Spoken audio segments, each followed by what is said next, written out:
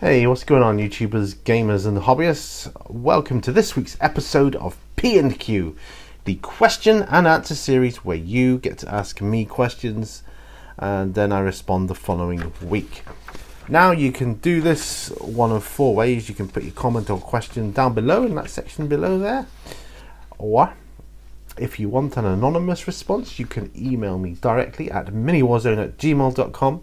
I'll leave a link in the video description below.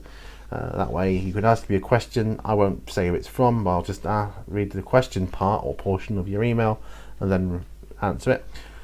Third way, if you make a video yourself with a question on it and I happen to see it and feel like answering it, I'll answer that here too. Lastly, you can ask me in person. It happens.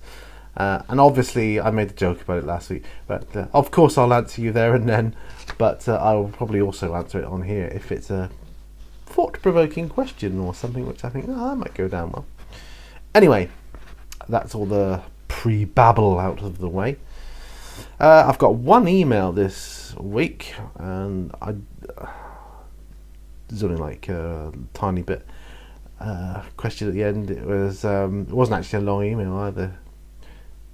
But I've got to read just the part which is the question from P&Q. It says, so my question is, how would you recommend getting a friend into the hobby, especially with regard to getting them involved on camera, for your channel, etc.? Well, that's a blooming good question, and I don't know, I'm not sure if I've got the answers for that, because that's something I myself struggle with, because a friend of mine, when I first started the hobby, he was into Warhammer Fantasy. Obviously, I'm more of the 40k side, and he suggested, well, why don't I teach you how to play Fantasy, you teach me how to play 40k, and then we'll just, when we get our confidence levels up, we can film it on camera for the channel or whatever. And I'm like, yeah, great. But when Fantasy died a death, his interest kind of died a death with it. He didn't really get into AOS, which is a shame because it kind of ruined all the initial plans that I had for doing battle reports and things like that. But as for getting someone fresh into it and into the hobby, I don't know. If you have the luxury, I suppose, of being able to leave a table set up with your miniatures on, and it's like quite an epic looking scene, it looks good, I would do that and just happen to have it there when they come around and just casually talk about it. One thing I have learned is don't try and ram it down someone's throat, because that's just like, I don't want to know, I'm not interested. If you're more blasé about it, I think tends to work better, and people tend to ask you questions and you can respond, and I don't know, I would recommend, if anything, going into the lore about whatever models you've got that look really cool. If you know about it anyway, just talk about it. Other than that, I don't have any answers for you, because I'm searching for answers myself. Because I particularly, I wish he would change his mind. Who knows, with the new edition he might do. I don't know, but it'd be good to get him around here. Then we can do some bat reps. That would be good, and we could explore the rules and that together, and that would just be so cool. If you're watching, yeah, give it some thought. I haven't seen you in a while, but give it some thought. Not much of an answer really for you there. Sorry. I've got my coffee, so hopefully that'll help my brainwaves maybe. Okay, now I'm onto there's only one email, so that was it. Onto the video questions now. First one is from Kuja Hira from his Hira Hobby Sunday. He says, what is your drink you go to in the morning? Well, that's coffee, what I'm having right now. Although this is my second one today, so naughty, eh? But I'm loving coffee now. Since I've gotten rid of the milk and sugar, I don't know, it's got a whole new flavour. I feel like I can taste the coffee better. It's lovely, I'm loving it.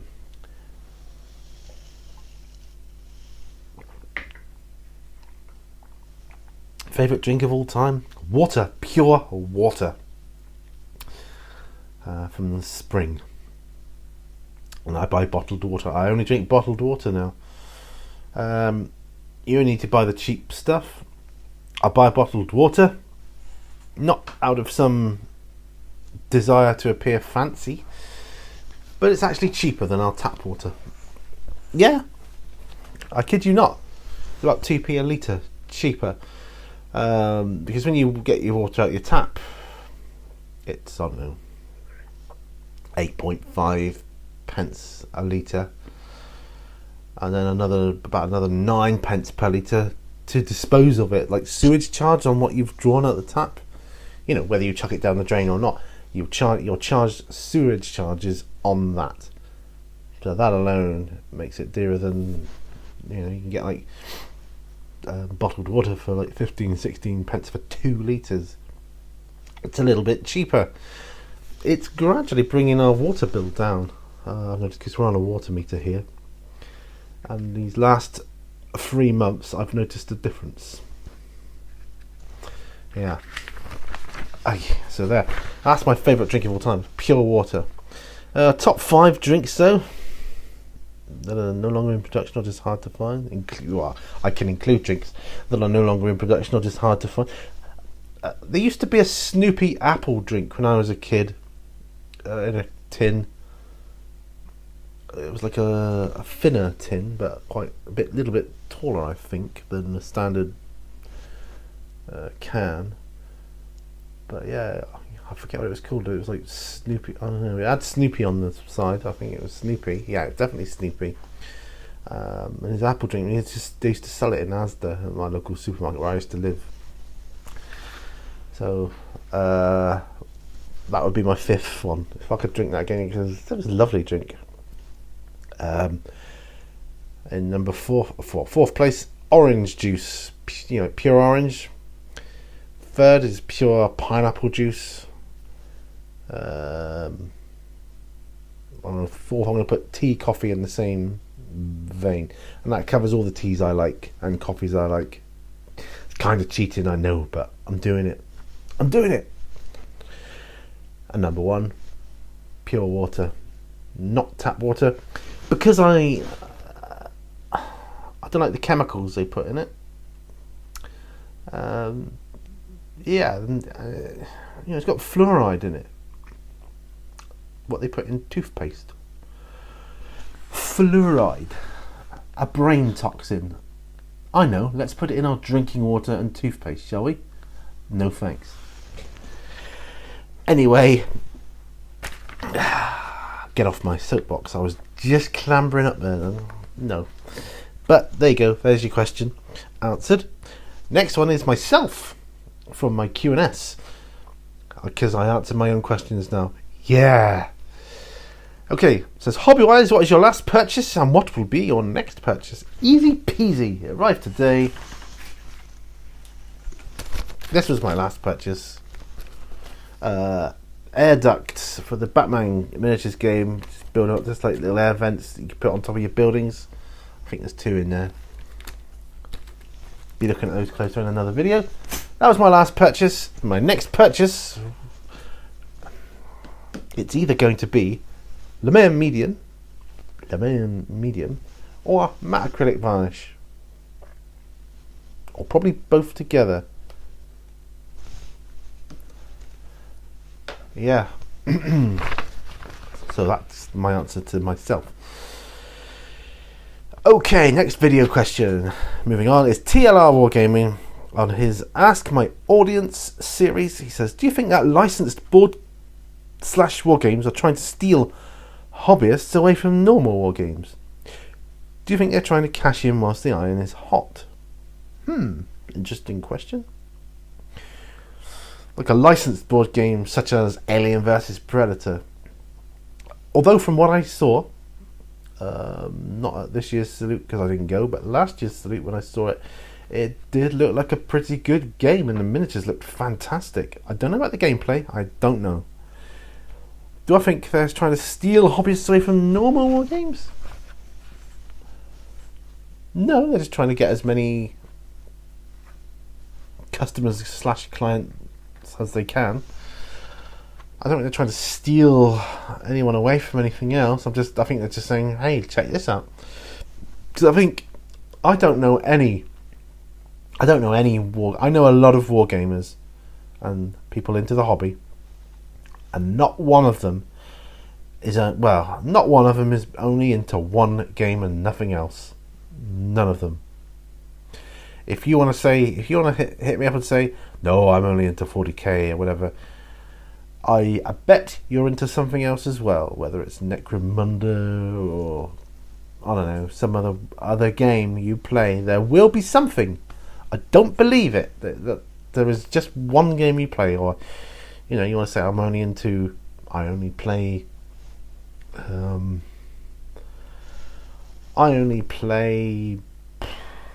don't know, you can't even say I only play Black Powder, because that encompasses a lot of periods, Even the historical gamers, I think they play more than anyone else. They play more rule sets and different games than anyone else I know. So, no, I don't think there's anyone that just plays one game. So I don't think anyone's stealing anything away from anyone. I think they're just saying, look, this is our product, check this out. I know what you mean, though, about cashing in while the iron is hot.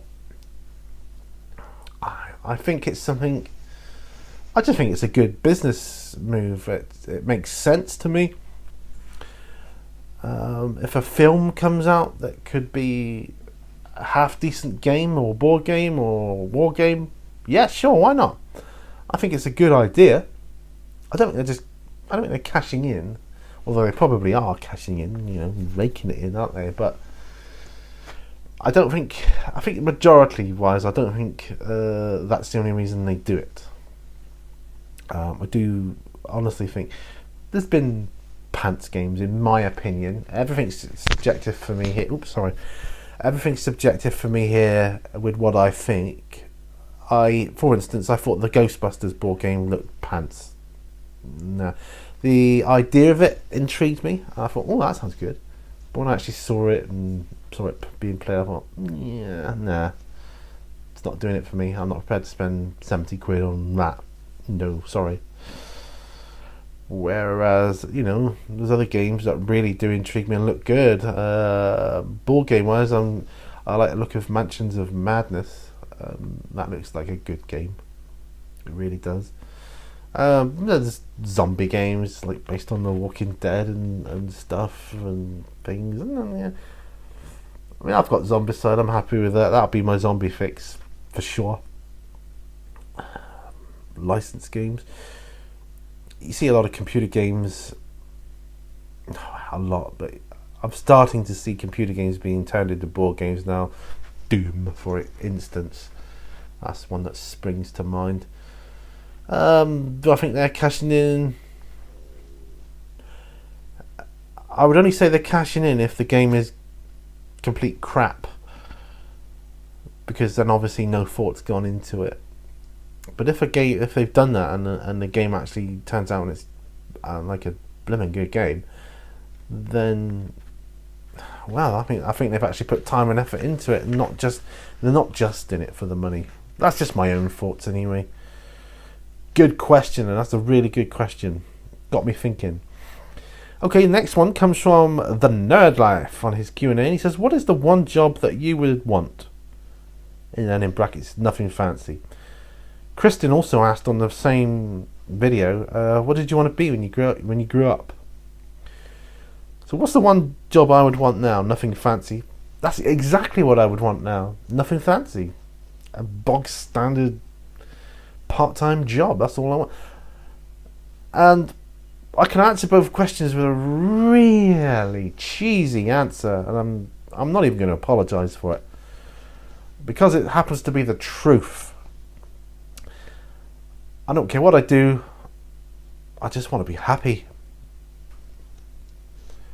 I could end up stacking shelves if the hours were right for me and it fitted in. It didn't make me poorly. I'd be happy. I'd be a happy bunny.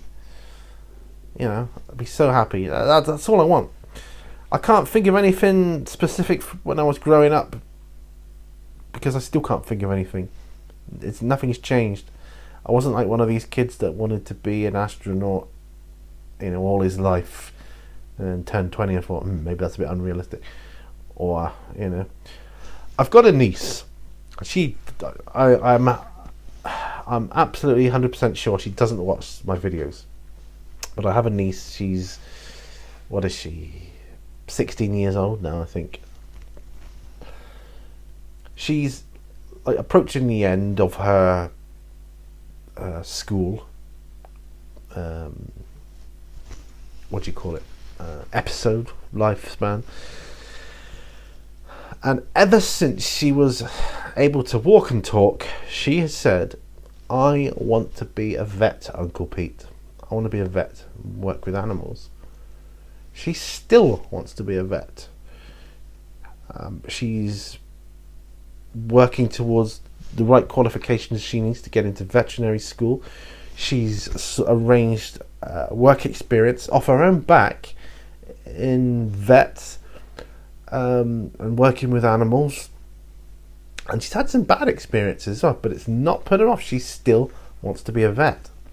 And, you know, if I had a hat, my hat would be off. Well done to you. Respect. And I really, I hope so much that you get your dream and are able to achieve that. And I'm sure you will. I'm certain you will. I really think you'll become a vet, and a blooming good one at that. I really do. Oh, I'm slouching again. I keep slouching in this chair. It's too easy to slide down. It's one of those easy slide down chairs. So yeah. Last video question comes from Wolf Brother Mythos, from his Wolf Brother Wednesday. He said, "Are there any formations that you're going to miss in 8th edition 40k? And what are your thoughts on the whole formation thing, or lack thereof?" I'm not going to miss any formations, and I'll tell you why. Because I wasn't a big formation fan anyway, really. And any time I played someone and they had like a uber cool formation, I'd be like, rolling my eyes. Yeah, okay. Because I'd always lose, I suppose. Yeah, whatever. So one, I wasn't a big fan of them in the first place. Two, there's nothing to stop you bringing the models, units, and so on that you need to form the same formation. You just won't get the benefits that you did previously. But that said, who's to say you won't get new benefits? I mean, we've seen the stuff about the characters now and what they can do. We could be in for a whole new ball game of, I mean, formations wise. I mean, I've seen formations within formations, and I think we're going to have a lot more flexibility now. We won't have any standard formations like you got now, but I'm thinking maybe you will in the future. You know, down the road, once this edition has been rolled out for a while, I think it highly likely formations will come back. That said, I wouldn't be upset if they didn't. I know a lot of people would, because it's their formations are their baby. I like the idea of making your own formation and using certain characters to give your own formations buffs. I don't know how it's going to work at the end of the day. I don't. But to cut a long story short, I know I'm not going to miss formations. I know a lot of people are, and that's fair play. But not being a big formation player myself, I think I only played a formation once or maybe twice. I don't know. That's how inoften I played it. Inoften? I don't know. Anyway, I'm going to move on before I embarrass myself further. That was the last of the video questions. On to the comments now that were left from last week. The first one comes from Idic Beer 40k, and he says, "Another good one, mate. Oh, this is a good one. How do you have your chips? Just salt or salt and vinegar? What were the best chips you have had? Not just the taste, but the memory of where you eat them." And then he says, I remember as a child eating them in the car on my way home from the fun fair. Great memories. I can picture you doing that. So I've done the same thing myself as a kid. But that's great. Before I answer the question, I'm going to have to say to my American friends that don't know, here in the UK, we call chips. That's like what you would refer to as fries. Well, like a fatter fry. About the thickness of, my fingers. Maybe slightly thinner. That's what we call chips here. So not... What you call chips is what we call crisps in a bag. So that's the difference there, and that's something I kind of learnt when I went to Florida. That's quite funny. Quick side story: in one of the parks, we got burger and chips. Oh, that's quite a reasonable price, whatever how many dollars it was. So get this burger. Where's me chips? He hands me this bag of crisps. I'm like, oh, okay, chips. Yeah, potato chips, man. I'm like, right, okay, yeah. Chips to us is chips, like a load of fries. Anyway, enough of that. Okay, let's break this question down. How do I prefer them? Just salt or salt and vinegar? Some people have neither. But in my case, I have salt and vinegar. But I have whatever salt they put on. And then loads of vinegar. Keep it on there. Keep going. Saturate it in vinegar. I want heartburn when I eat these. I'm gonna go, oh yeah, taste that vinegar. Yeah. What were the best chips I ever had? There's from a chip shop called Jaws, where I used to live with my parents at the time, many years ago. We used to go on a Friday. This was our weekly routine. We used to go to our local supermarket, which was Asda. And at Asda, just down from Asda, was a fish and chip shop called Jaws. And we'd do our weekly shop on a Friday evening. The evening we'd getting on, it'd be getting darker, and depends on what time of year it was, of course. But we'd get our fish and chips, we'd go home, and we'd eat them. Now, whilst we did our shopping now, I would spend my pocket money on a Star Wars figure. I used to get one a week, in the little cardboard and blister pack. I used to get a figure a week, whether it was like a stormtrooper or a character like Han Solo or Chewbacca or something, and I'd get one every week, and gradually my collection grew and grew and grew, and I had loads of them in the end. But I'm digressing, but that's part of the memory. So I would get that. I'd be looking forward to that because shopping was a drag. It's a drag when you're a kid or an adult, and I would look forward to that, getting my figure, my Star Wars figure.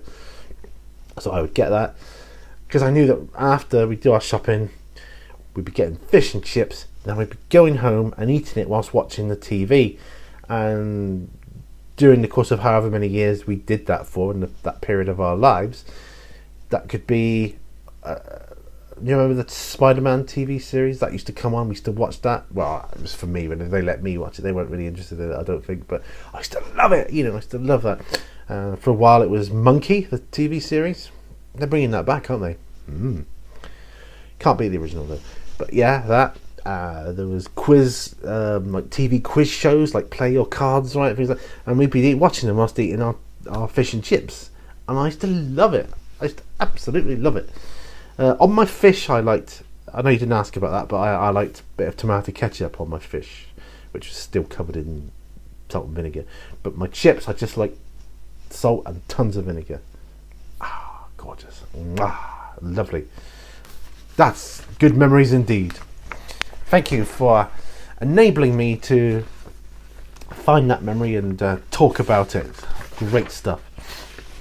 Okay, moving on then. We have Green Stuff Games. Move that out of the way. Says, hey, great vid. It's interesting what you said about getting into wargaming after finding out you had MS. Because I got back into wargaming after I had a stroke. And that's from watching Mini Wargaming also, lol. One of my best friends has MS, and I know how horrible it can be, so I really wish you the best in your struggle with it. Oh, thank you very much, Joe. Appreciate that. Is it? Well, you had a stroke, eh? Well, it's interesting, isn't it? A lot of us in the hobby have some ailment or something that they're struggling with, and in each and every case that I know of, they find this hobby to be such therapeutic benefit. I know I do particularly. There are times I cannot do it. I can't even hold a brush, and that's quite depressing at times, because I know that on a good day, I know I can paint a straight line, or I can paint well. What I think, I'm not blowing smoke up my arse or anything, but what I deem for myself to be painting well, and I can say, yeah, that's a good paint job, and that, don't want to go off on topic of that, but I know that I can achieve that on a good day, when I'm having a good day. When I'm having a day where I just cannot, it depresses me, because I just if I can hold the brushes is a miracle, and not to shake, or not to have the pain in my hand and wrist, or not be able to see properly the model, so I can, all these things. I'm not going to go on about it, but they're quite depressing.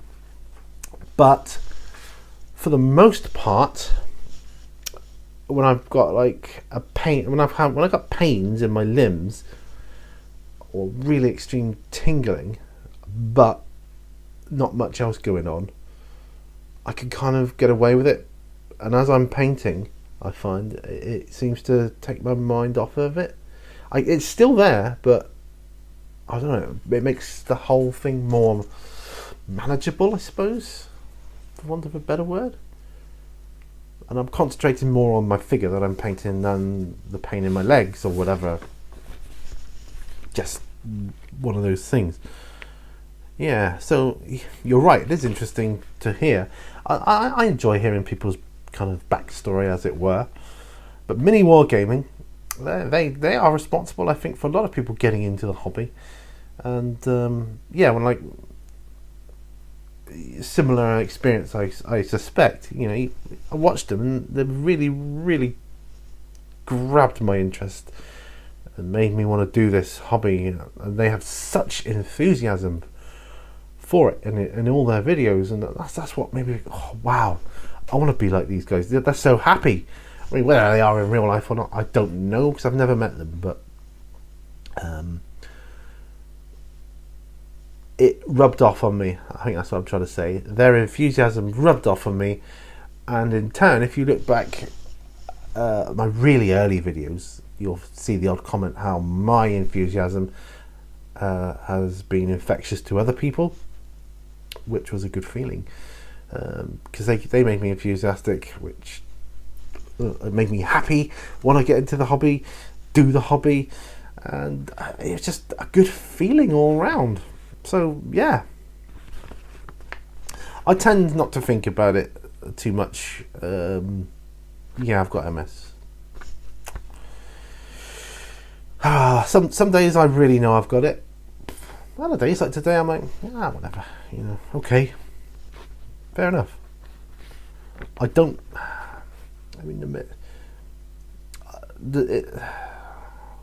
To be honest, I know ultimately the dangers that MS can do to you and your body, and I know that there's a few different treatments, and the one I'm on suppresses my immune system. That is almost as bad, isn't it? Because it means that if I get like a simple cold, I could end up in hospital. That's not a good feeling. But those are the things. So I adapt my life as much as I can. I try to stay away from, and I don't like going into a doctor's surgery until the very last minute, because I don't want to be in that small room with everybody coughing and spluttering. And that's not me being, being like prudish or whatever, but you know what I mean. It's not me being funny, It's me just it's just me trying to minimise any chance of me catching anything, because I don't have an immune system that can cope with it. Even if I was to stop taking the immune suppressant, it would take about a month to get out of my system fully, and then I've got like super immune system which attacks everything. Not good. I know before I was diagnosed, my wife had flu quite bad, and she was off work for weeks. She was bedridden, and everybody was afraid to go near her because they didn't want to catch it. It was a really bad case. And me, of course, she's my wife, I love her. I thought, I don't care if I get it. I don't care. I just don't care. And I didn't treat her any differently. I didn't stay away from her, but I didn't get it. Not a bit of it. That's the immune system. Anyway, how do I get onto that? Anyway, thank you for your kind wishes there. I hope you're having a good experience. I hope you certainly seem to be, and I wish you well back. So yeah, thank you for putting the comment down, and I really do appreciate that. Okay, moving on to Blackjack Legacy. He says, hey Pete, thanks so much for taking the time to answer my question in detail. Really appreciate it. Hey, you're welcome. So, new question for next week. What mini games do you look at from afar with interest, but don't currently play / paint? Ooh, that's a great question. Oh, I could be here all day talking about this. I could, but I'm just going to mention a few. Okay. Guild Ball is one that I'm looking over the shoulder of, because I'm the last game I consciously got into, or getting into, I should say, because I'm still building it up, is Batman, the miniatures game. It was either going to be Batman or Guild Ball. I could not afford both. I chose Batman, and I'm really happy with that decision. It's turning out to be a really, really good experience. But Guild Ball, certainly, and I'm still looking over that one. Oh, what's the rain I can hear on the roof? So Guild Ball. Malifaux is another one, because I think their models are just so unique. I like the look of the models. I don't know what the gameplay. I've seen the game being played, and it looks all right. Although, if I ever see it at a convention or something, and they're doing a demo of it, I'll probably take part in that so that I can get first-hand experience of playing it, because you can't be actually playing it yourself. I'll give you an analogy from my life. I used to think golf was a boring game to watch, like on the telly and that, but when I actually played it, I really enjoyed it. So it could be something like that. It could work either way. It could look good and play bad, or it could look bad and play good. But in case it looks good, but does it play good? I don't know. Anyway, so we've got Guild Ball, we've got Malifaux. I'm sad about the Marvel miniatures game being ceased, although I'm still going to get into it. Now, there's a board game I really like the look of. It's called Mansions of Madness. They do a second edition of it now as well. It's got expansions, so there's a game I kind of look at and think, yeah, don't currently play that or paint it. Age of Sigmar is another one. I've got the box set. I put 2 models together and painted. That's it. That's all I've done. So I've got Age of Sigmar to do.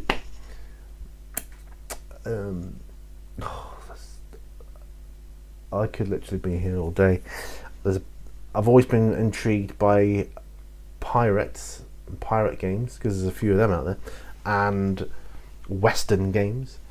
The only thing that puts me off with them was like Dead Man's Hand, for instance, and it would still be the same case no matter what specific game it was, is I'd have to get all new terrain, and I'm finding that with Batman. But this MDF stuff is fairly cheap. So in the future, who knows, I might be able to get into it, or a version of it. So a Western game, a pirate game, Malifaux specific, Guild Ball specific, Mansions of Madness. There's a new board game that's just come out on Kickstarter. It's done, what's it called? Dark Souls or something like that. I think you know what game I'm talking about. The miniatures in it look phenomenal for a board game. Phenomenal. And we're talking miniatures, you know, about that big. Some of them, like really big bits of plastic. The miniatures look fantastic. But I have heard some reviews not so good on the rules and the rule book and how the game plays. They're not so hot on that. So that's kind of put me on, because it's like £100 for the game, and I don't want to drop £100 on a game. Not that I've got £100, but I don't want to drop £100 on a game that I'm ultimately not going to be that enamoured with. Do you know what I mean? So there's that. I'd better stop there, I think. Hang on. Aliens vs Predator. That looks good. That's another one I'm intrigued by. Infinity. Oh, here we go. I'm just Infinity. That looks good. Yeah, I think I'll leave it there. So Guild Ball, Mansions of Madness, Malifaux, Infinity, some sort of pirate game, some sort of Western game. Yeah, I'm looking around for, you know, is there anything that I desperately don't want to forget or leave out? Not that, obviously not that I've got, but there might be things in the room that give me a clue. But no, I don't think so. I'm already into Black Powder, American Civil War, although I haven't done anything in an age. I'm struggling with the scale on that. I'm still not uber sure about 15mm. I like 28. I just like him. So yeah, I think I'll leave it there. But yeah, what a great question. Thank you. That was enjoyable to answer. Super Wargamer is the last comment I have. Don't forget, I record these on a Friday, so it's Friday for me here, but it'll be Monday for you when you see this. Okay. It says LMAO, that's what I would pick too, lol. And he is referring to what Tyranid would I use as or would I have as a pet, and I chose a Ripper because I think anything else Tyranid wise would be too unmanageable. And that's not, I'm not saying I could even manage a Ripper if it was a real thing. I don't think I could. But yeah.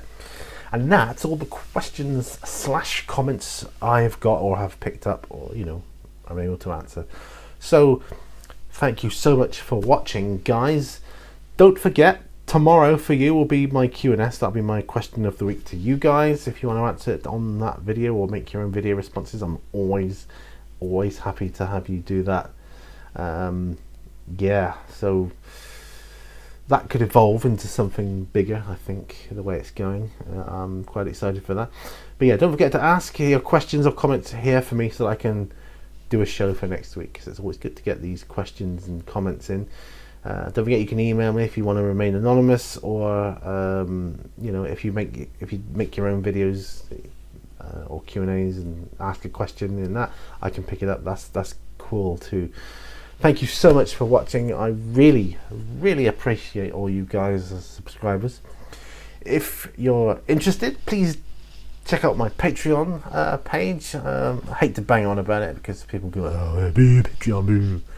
You know, and they chuck you under the rails of the hate train that is Patreon. But without it, I would struggle that bit more with what I do. It enabled me to get green screen up and running, so I plow everything I can back into the channel. I want to make the best videos as I can for you guys. I want to be able to, you know, update and renew all my equipment, and be able to do that and keep that good for you, because otherwise I wouldn't want it to decline and things like that. So any help is appreciated. So yeah, and please like the video if you like it, and share the video if you can, because that gets it out to a greater, wider audience. And if you're not a subscriber, please subscribe, and I'll be happy to provide you with some entertainment that you may just like. Thanks for watching, guys. Remember, all brushes lead to war. I will see you on the next video. Bye for now.